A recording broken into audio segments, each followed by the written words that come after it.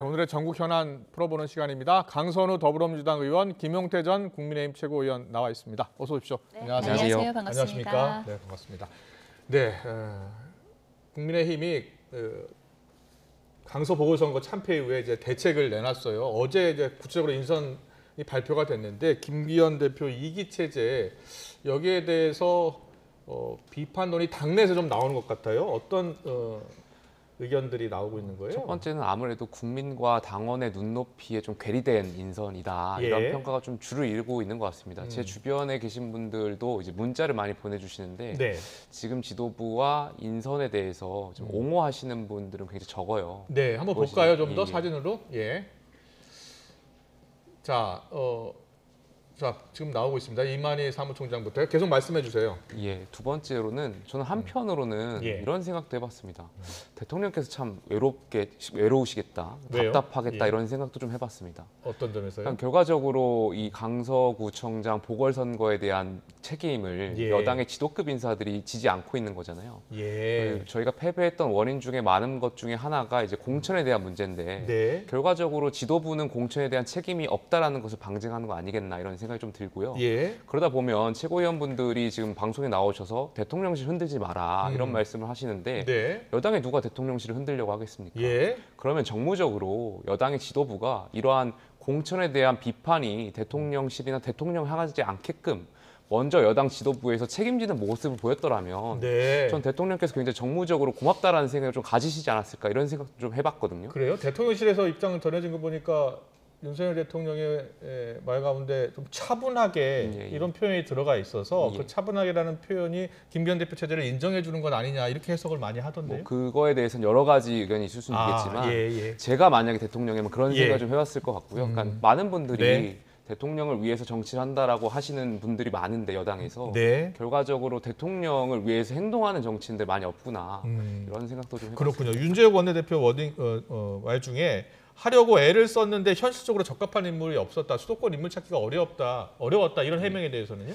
사무총장이라는 것이 결과적으로 공천의 당연직 공관위원회 간사로서 실무 역할로 하다 보니까 예. 관심이 쏠리고 있는데요. 네. 저는 현실적으로 어려웠다라는 말씀을 이해한 것은 아무래도 영남권 의원들과의 타협을 말씀하신 것 아닌가 제 개인적인 생각이 들어요. 무슨 말씀이냐면 예. 저희가 이제 영남권 의원분들이 줄을 이루는데 네. 지금 언론 보도를 보면은 TK에 검사 공천이 있다든지 아니면 행정관들 공천이 있을 것이다라는 언론 보도들이 있다 보니까 영남권 의원들도 이 공천에 대해서 사실 불안한 것도 사실이에요.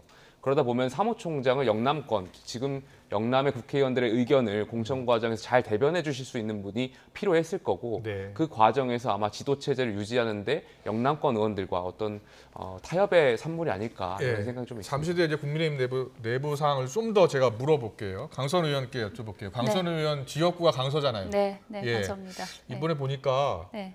17%포인트 차로 민주당이 이겼잖아요. 많이 벌어졌죠. 예, 네. 실제로 선거운동 하셨을 텐데 네. 분위기가 어땠어요?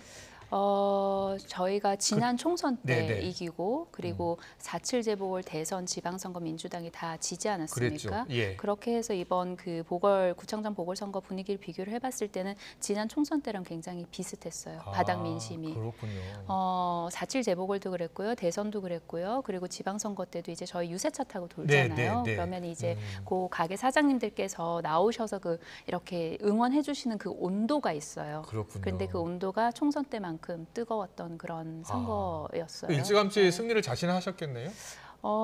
분위기가 좋다. 그러니까 절대 실수해서는 안 된다라는 그런 분위기가 있었습니다. 그렇군요. 네. 자, 계속해서 김기현 대표 2기 체제 어저께 출범했잖아요. 네.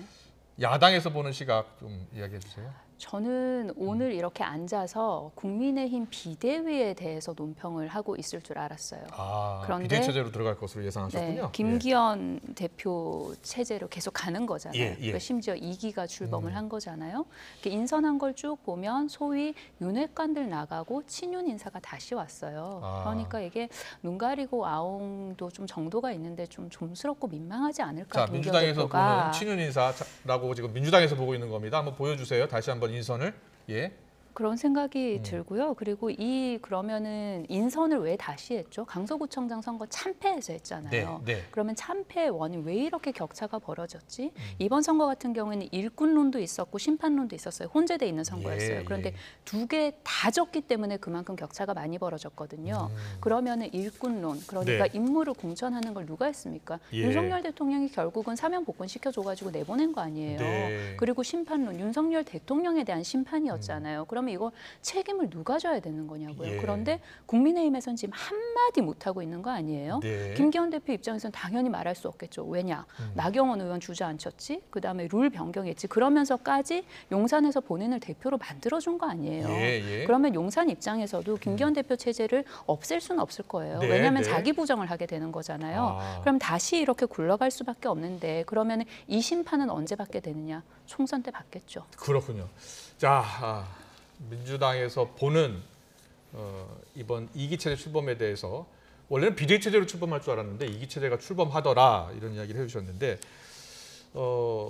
오늘 이준석 전 대표 라디오 인터뷰 내용을 제가 잠깐 들려드렸잖아요. 이준석 전 대표 이야기는 이기 체제가 길어야 2주 갈 것이다라고 이야기를 했어요. 어떤 배경이 있다고 보세요? 그 주장에?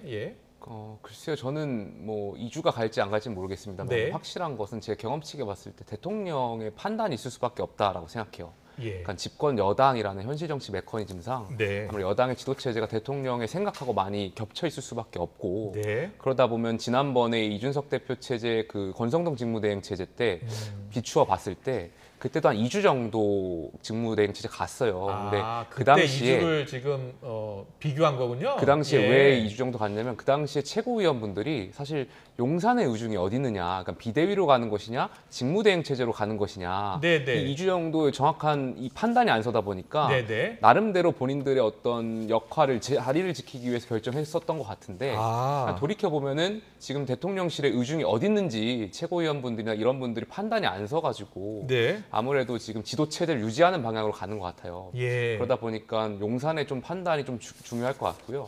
남은 기간 좀 여론의 향방을 좀 지켜볼 것 같습니다. 그런데 이준석 전 대표가 2주 동안 어떤 이 평지 폭발을 막아낼 수 있는 충격 완화용 아이템이 없다면 후폭풍이 거셀 것이다라고 했는데 충격 완화용 아이템이라는 게 뭐예요? 그것이 아마 제가 말씀드렸던 여론의 향방에 반등할 수 있는 것.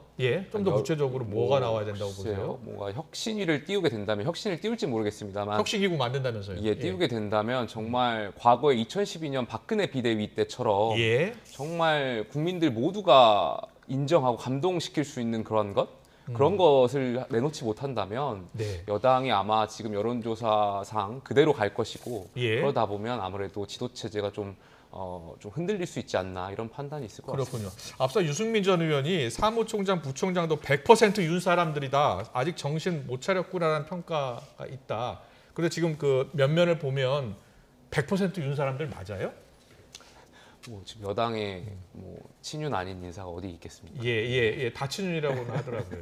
대통령을 당연히 집권 여당은 대통령이 속해 있는 정당이고 집권 여당은 물론 대통령이 국민들께 더 사랑받을 수 있도록 물론 국민을 위한 정당이고 그 과정에서 국민들께 대통령이 더 사랑받을 수 있도록 만들 수 있는 것이 또 집권 여당의 또 임무이기 때문에 저는 친윤이 아니냐는 그게 중요한 문제 같지는 않습니다. 그 유승민 전 의원이라든지 그리고 이준석 전 대표 최근에 혹시 통화한 적 있어요? 이준석 대표는 강서구 선거 이후에는 통화한 적 없고 전에 참, 그 강서구 그 보궐선거 때 이준석 전 대표가 유세 안 했죠? 그것까지는 저도 잘 모르겠습니다. 그래요?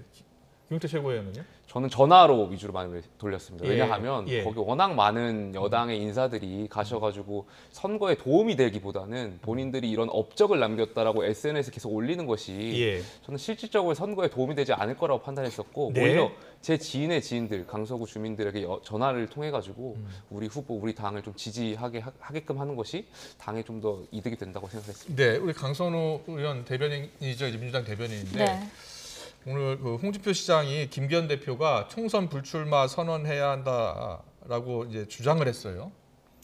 근데 예. 김기현 대표 총선 불출마 선언하겠습니까? 오늘 이 인선을 한 걸 보면 사실 인선은 행간을 좀 읽는 의미가 있어야 되는 거잖아요. 네. 이런 인물을 이 자리에 앉힌 거는 이런 의미구나. 근데 그 행간이 다 그냥 친윤이에요. 예, 그러니까 예. 이게 국민들을 바라보면서 우리가 쇄신을 하겠다라는 메시지가 아니라 용산을 바라보면서 저 이렇게 다시 해봤습니다. 네. 라는 세레나데를 부르고 있는 모습이어서 저는 김기현 대표가 인선을 쭉 하는 걸 보면은 예. 글쎄요, 저는 총선 반드시 출마할 거라고 보고요.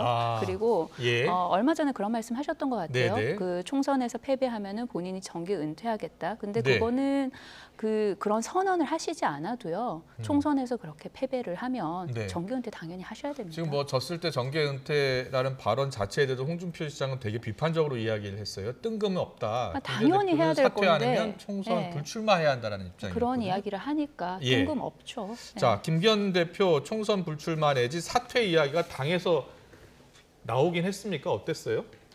글쎄 아직 거기까지 뭐 나온 것 같지는 않고요. 네. 그것이 중요하겠습니까? 뭐 네. 김기현 대표의 정치 앞으로의 그런 것을 국민들이나 예. 당원들이 중요한 것이 아니라 이 당이 내년 총선에서 이기기 위해서 방안이 무엇이냐 그것이 예. 보다 관심사. 김기현 대표 최근 뭐라고 이야기하는지 제가 한번 보아봤더니 우리 당이 변해야 한다는 민심의 죽비였다. 이번 보선 결과에 대해서. 그리고 변화와 핵심으로 수도권과 충청권 중심으로 전진 배치하겠다. 당 체질도 개선하겠다라는 이야기했는데 이게 수도권 충청권 중심으로 전진 배치하겠다 당직을 이런 이야기를 했는데 조금 미흡하지 않느냐는 평가가 많아요. 그런 평가가 아무래도 있을 수밖에 없죠. 그리고 예. 저는 그것이 중요한 것이 아니라 결과적으로 당이 중심이 돼서 선거를 칠 수 네, 있느냐에 네. 대한 문제인 것 같아요. 예. 과거에 저희가 문재인 정권 때 민주당을 향해서 청와대 출장소냐 이런 비판을 굉장히 많이 했었거든요. 예. 그 비판의 잣대에 과연 지금 여당은 어느 정도 해당되느냐 우리가 스스로 자문을 했을 때 과연 여기에 어떻게 떳떳하게 답할 수 있는지 이 부분이 좀 관건일 것 같습니다. 그렇군요. 그런데 조수진 의원하고 여의도연구원 부원장 이 카톡 내용이 이제 언론에 공개가 됐잖아요. 예, 그 카톡 내용 보셨나요? 그거 봤습니다. 예, 국민 눈높이에 맞지 않는 것 같. 예, 지금 나오고 있는데요. 자, 조수진 최고위원 그리고 김성호 여의도연구원 부원장, 김기현 대표 쫓겨나겠네라는 표현을 누가 이야기한 거죠? 저게 김성호 부원장이 이야기한 네. 거죠? 예, 네. 김성호 전 부원장이 이야기한 거네요. 저게 이제 그 인선 발표 전이죠. 전이죠. 예, 저 이야기가 왜 나왔다고 보세요?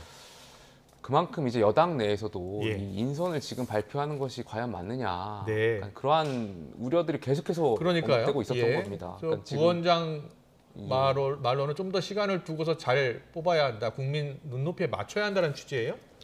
그런 의미가 아마 담겨 있을 것 같은데 예. 저는 과연 조수진 최고위원께서 저것을 의도적으로 흘렸는지 아닌지는 좀 모르겠어요. 근데 네. 왜냐하면 조수진 최고위원께서 뭐 기자 생활도 오래 하셨고 예. 당의 지도부 생활도 오래 하셨는데 네. 분명히 뒤에서 누군가 찍고 있을 걸 알고 있었을 텐데 저것을 찍혔다라는 것은 혹시 의도가 있었던 것 아닌가 이런 판단도 있을 수 있을 것 같고요. 알겠습니다. 또 다른 쇄신 안으로 지금 혁신기구, 뭐 총선 준비기구 출범 이야기가 계속 나옵니다.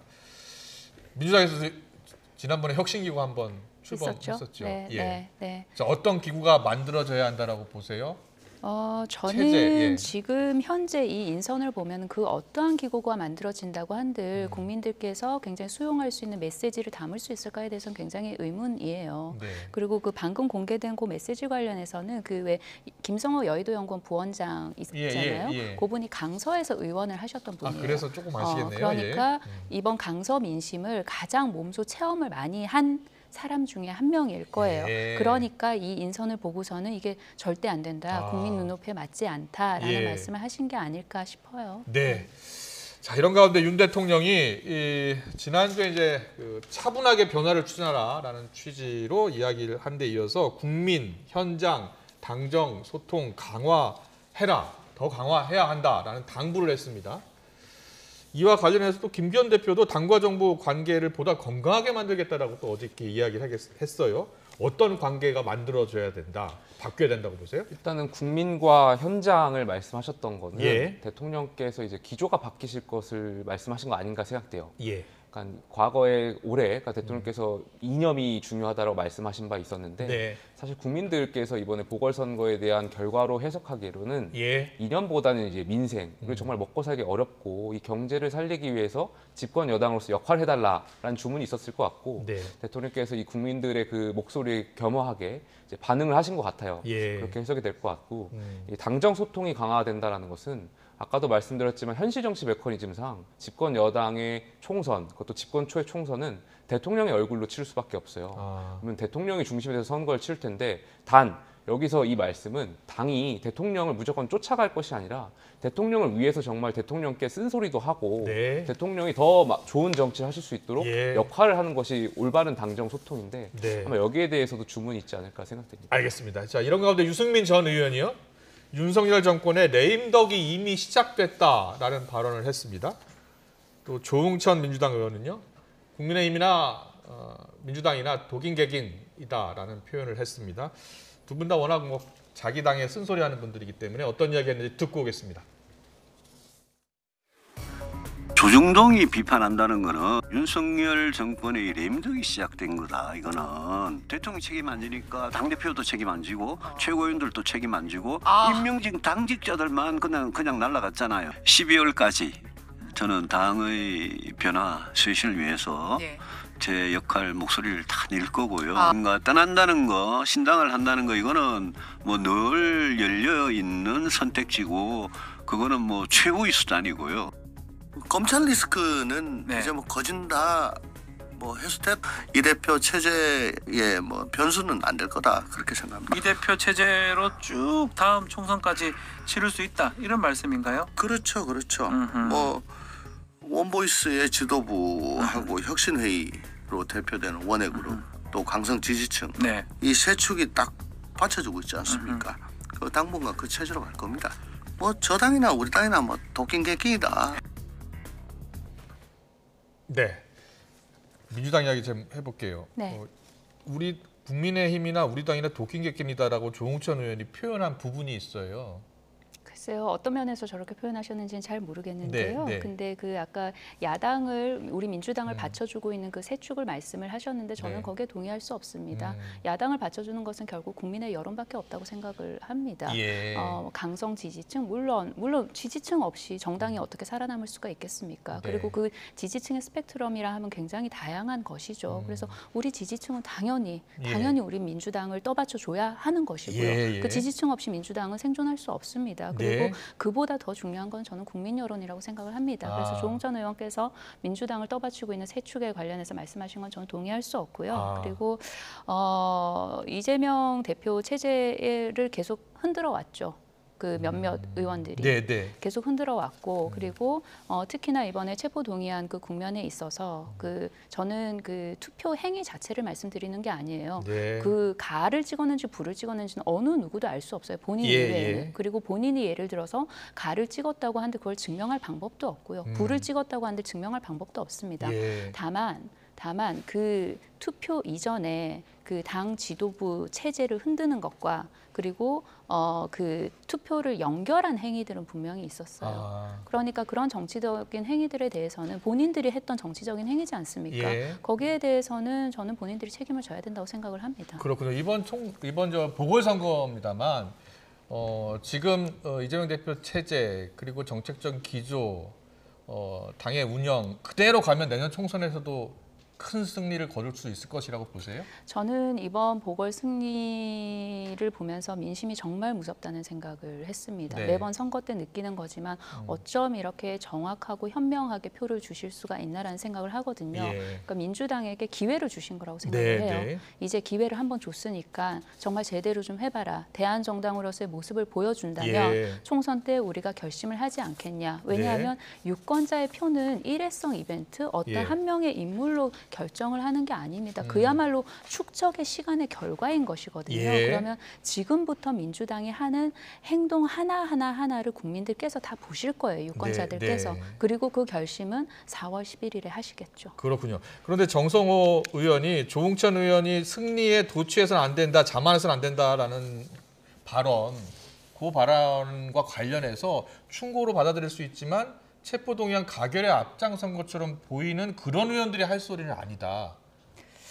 뭐 정치적인 그런 어떤 의사 표현이랑 그 본인의 어떤 투표 행위랑 그런 거랑 연결시켜서 얼마나 조금 평가를 할 수 있는지 잘은 모르겠습니다만 그런데 아마 그 말씀을 하셨던 것 같아요. 네.